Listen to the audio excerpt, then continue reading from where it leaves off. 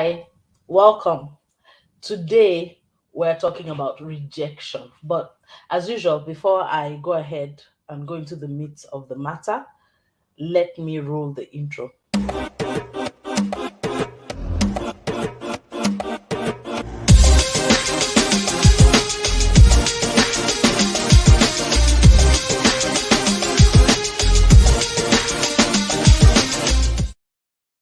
Okay, now if we haven't met, my name is Ladijia. I'm a career coach and I work with mid to senior level professionals who want to land high paying, amazing jobs or who want to grow, level up in their careers. And this, of course, is my Career Drive Live, where it's a weekly live program where I talk about various things career related. Today, we're talking about rejections, right? In the course of your job search.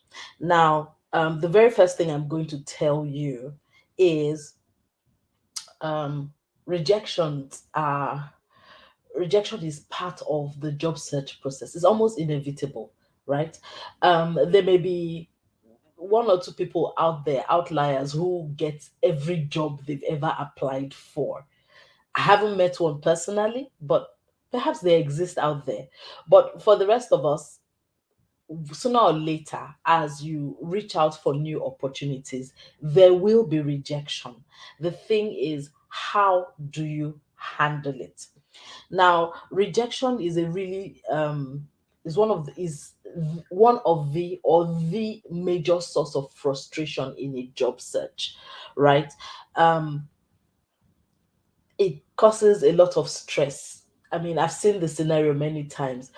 You hear things like, "Oh, laddie, I'm sending applications to all these jobs and they're not even answering me. Nobody's even acknowledging that um, I even applied in the first place." Or, "I went to this interview. I thought I did so well. I'm a great fit for the job. We got along at the interview panel, but they've sent me, a notification that they're not selecting me." Now, if they, first of all, it's really difficult to handle when you're not selected, right? Um, it's even worse when you're doing it over and over again and you keep getting rejected. It's quite tough. And a lot of people get discouraged. Some people lose confidence as a result of that. Well, the thing is, I will not tell you, oh, it means nothing. It's really difficult to handle rejection. But perhaps if I explain this to you, the job search process itself, right, by its very nature, involves rejection. Why? Because it's a selection process, right? It's one job and there are loads of people. There are bound to be loads of people applying to this opportunity. And it is typically one person. Or sometimes if they have more than one position in the same role, maybe up to four or five people, right? But typically they're looking for one person. That then means that everybody else, aside from the one person who was selected, is bound to get rejected, right?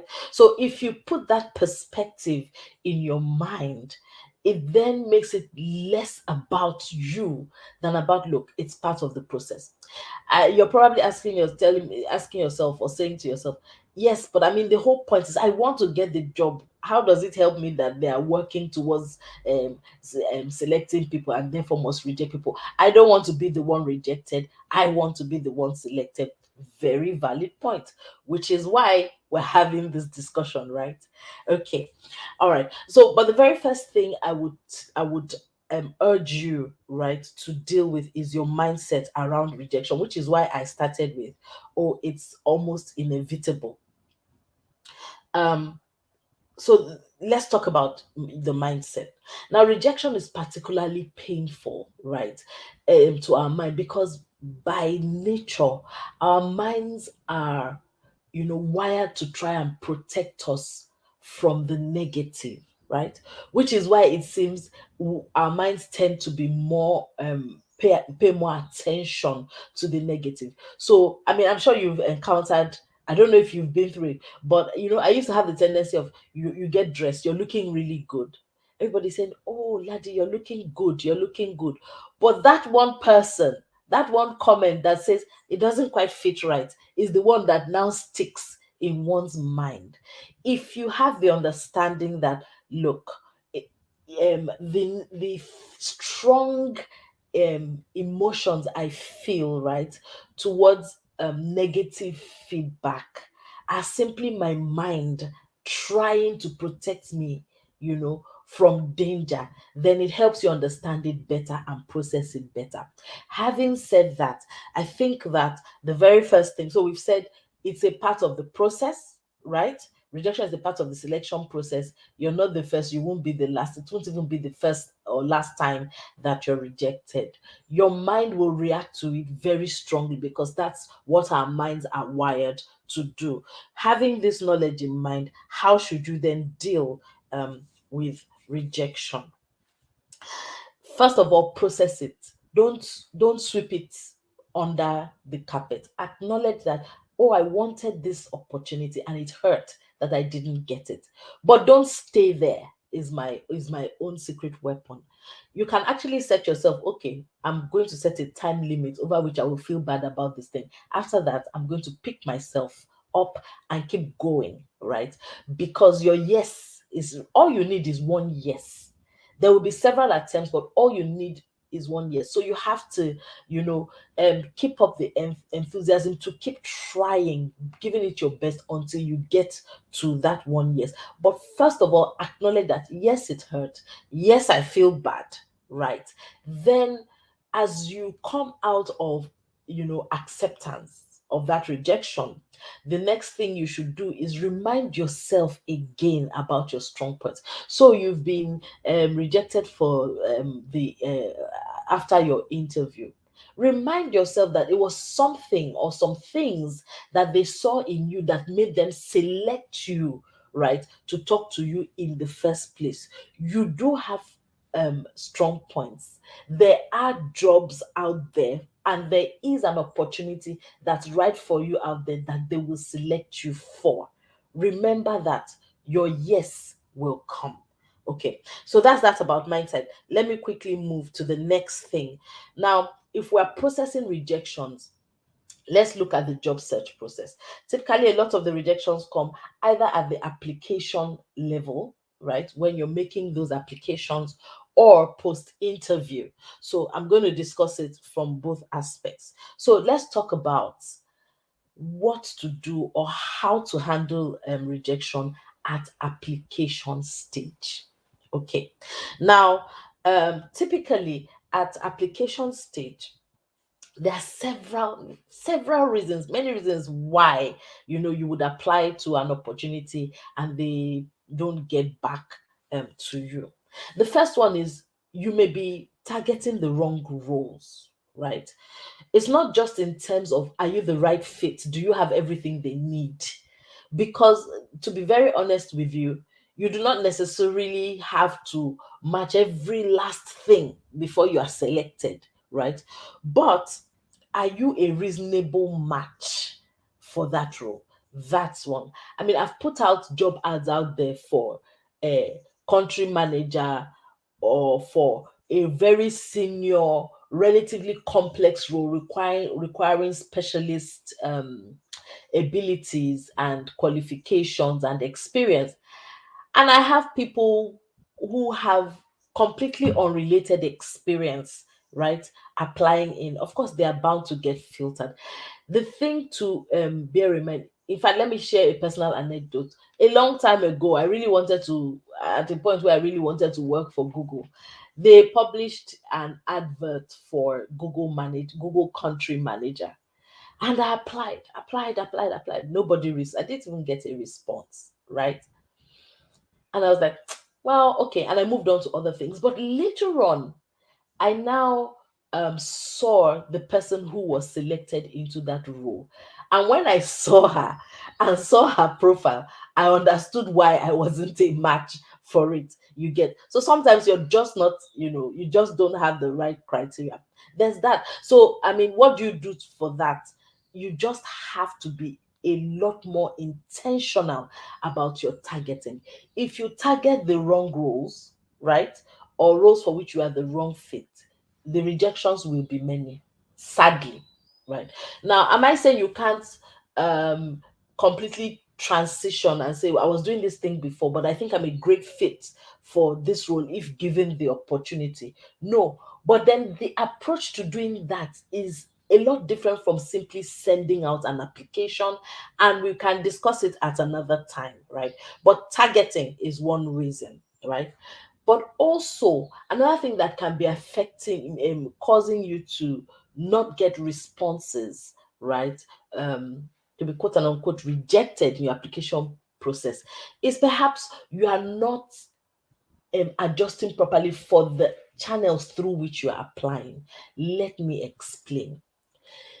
If you're applying to jobs online, first of all, be prepared for a lot of rejection. I mean, over the past few months, I've spoken to people who have successfully landed various roles. I hear things like, "Oh, laddie, I was my main method of application was online.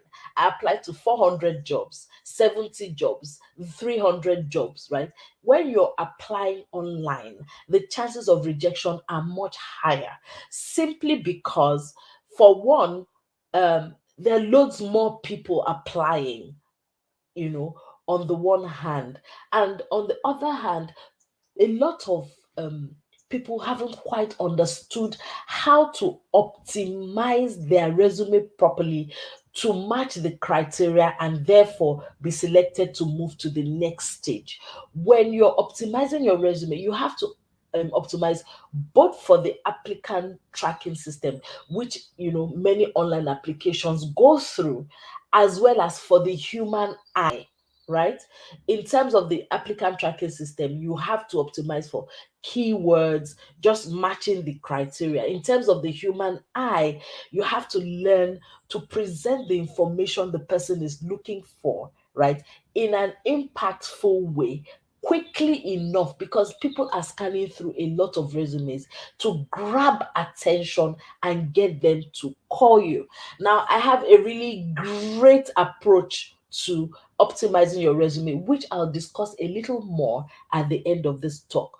But for now, um, let me move forward. Okay, before I move forward from that, I would also say that um, I've said it a lot of the time. Online application should not be your major approach unless you're in a new geographical market for job search. Um, Targeting the hidden job market, i.e., the jobs to which you are referred, um, and to which you are invited to the opportunity, will lead to a much higher rate of acceptance, not selection for the job, but at least the opportunity to interview and try. And so you do have to take your networking and referral building much more seriously. I would say that, I mean, if you're taking your whole job search strategy as 100%, you should use around 70 to 80% of your energy in building the right network and seeking the right referrals, and 20% on, online applications or blind or cold applications. Again, this may not apply to everybody. If, for instance, you're in a new market where you don't know anybody, right, then that approach might change slightly. Maybe you now do a 50-50. But give yourself, use, try and optimize the more effective channels in your job search. So, two things: optimize your resume, optimize your channel or your approach, right?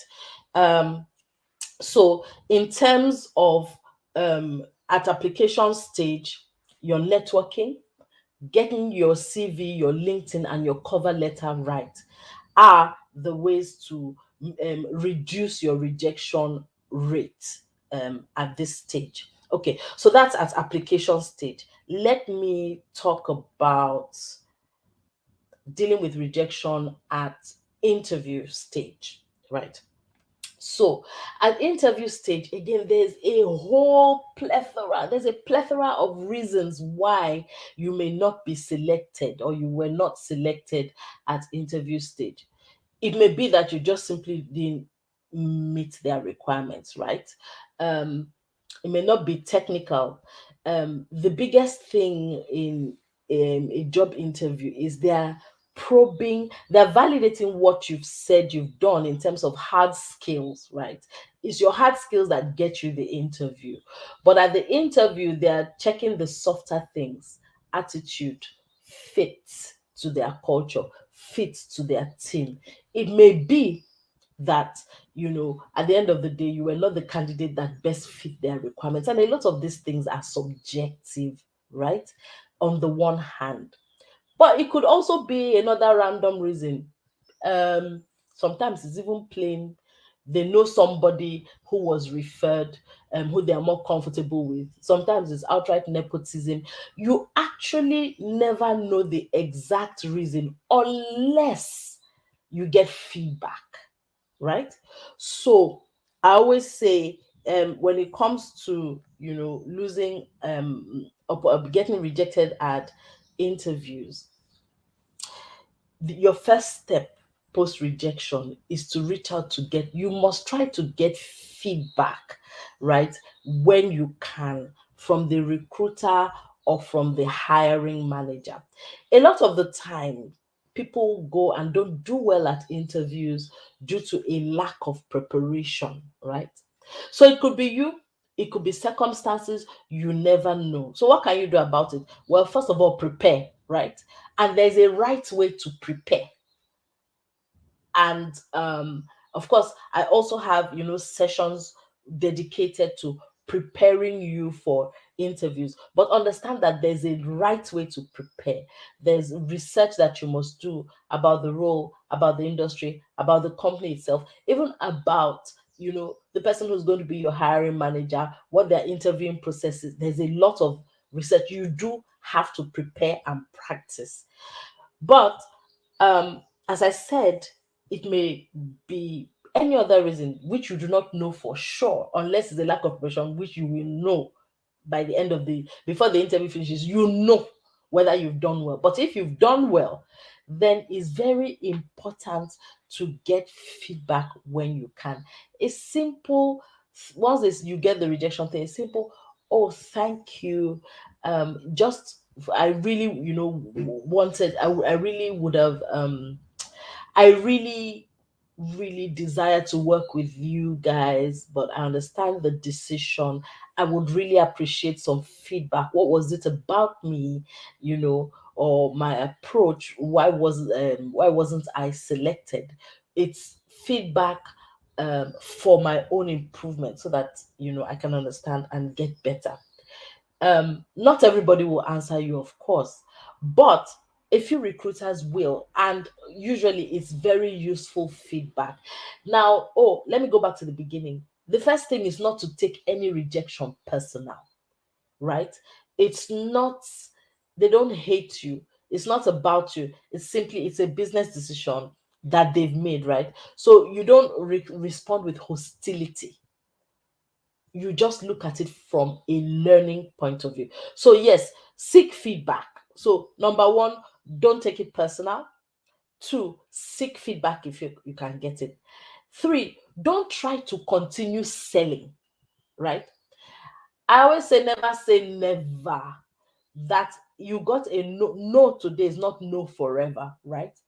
But, and a lot of people, in trying to not lose the opportunity completely, go back and try to resell. No, don't resell, but keep the door open. So if you've sought feedback and you've received feedback or not, be classy, reach out with a thank you email, right? You'd have thanked them for interviewing you already, of course. Within 24 hours after every interview, you must send a thank you note. Thank them for the opportunity. Express how you're looking forward to working with them. Leave it at that. When they come back with a rejection, if they come back with a rejection email, step one, talk to the recruiter. Can I get feedback? Having gotten feedback, I mean, there's a yes or no. Having gotten feedback, okay, your next thing is send a thank you email to the hiring manager and to the recruiter. Thank them for the opportunity. Share something positive about the experience that you had with them, and reiterate something you observed and you enjoyed about the team, right? About the organization. Acknowledge that you accept their decision and you respect it, right? Then reiterate to them why you think you're, most suited to the position, and indicate that you're willing to have another chat if anything changes, and then thank them again. Leave the door open. Now, the reason why I advocate this is that a lot of time, as I said, is a selection process, right? Many times, um, the interview panel, the recruiting team, the hiring manager may select a candidate that they really like, right? It's not over until that candidate accepts it. The candidate may or may not accept the opportunity. If for any reason the candidate doesn't accept the opportunity, what they do is they go back again and look at the people they've spoken to already, right? And see who else they can work with. Even if the candidate accepts, right? If you made a strong enough impression and made enough of a connection, other roles may come up in that same organization for which they can reach out to you, because you know this thing about know, like, and trust. Everybody wants to work with people they know, they like, they trust. And it may be, I've seen it very often where, oh, we can't select this person for this opportunity right now, but keep them warm the next opportunity. And I know people who have gotten other roles, right, have interviewed at an organization, were not selected for that specific role, but because of the impression they gave and how they handled the interaction during and post interview, have gotten other opportunities and other roles at the same organization. So it's important to um leave the door open. All right. So those are a few points, right, that we can use to deal with rejection. All right. So I have a special offer to you if you're watching this. As I said, I have a very, very effective resume optimization service, where I help people optimize their resumes. And um, for I'm looking to run a pilot where I do this free for a few people. I'll share a link, right, for you to sign up right after this, under this video. Sign up, and then let's spend a few hours together. Just let me show you exactly how to optimize your resume. All right, so thank you for listening. Don't forget um, to like the page if you're on Facebook. um Subscribe to the channel. I need subscribers, please, for my YouTube channel. I find that a lot of people watch me on LinkedIn but not so much on YouTube. So if you're on YouTube, please subscribe. And if you are on LinkedIn, follow me so that you'll be notified every time I come up with new content. Thank you for listening, and see you next week.